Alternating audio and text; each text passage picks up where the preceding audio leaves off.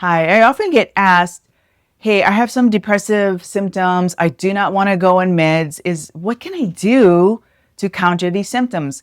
And besides the regular therapeutic brain rewiring that I normally do, like cognitive behavioral therapy to counter depressive symptoms, there's also some lifestyle changes you can do to help this out without meds, okay? This is not about shaming meds, okay?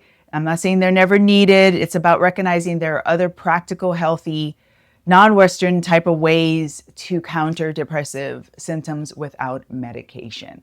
All right. So, did you know that the gut produces a lot of serotonin, which is the mood hormone? So, the gut and brain are in constant conversation with each other. And if the gut produces a lot of serotonin, which influences mood, sleep, and energy, when the gut is cut off, then inflammation and imbalanced microbiome and chronic stress can influence the negative effects of the lack of serotonin to the brain. Okay, so that conversation can get misaligned.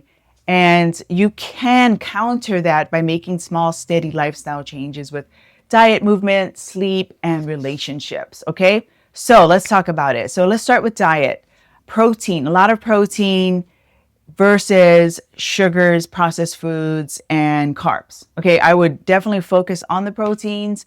I personally just fast until one meal and then eat proteins because they keep your energy stable and it doesn't spike the insulin, okay, which what sugars and carbs would do, okay? And the spiking of the insulin does enhance or like activate mood fluctuations, which, you don't want here.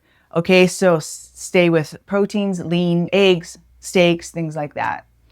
Okay, what I like to do is get into heat exposure. So whether it's the sun, natural sunlight, or saunas, where regular sensible heat exposure can really support relaxation and stress resilience. Okay, so a few minutes of gentle heat after a workout can feel really, really grounding. Okay, now let's talk about exercise. All right, you know that was coming.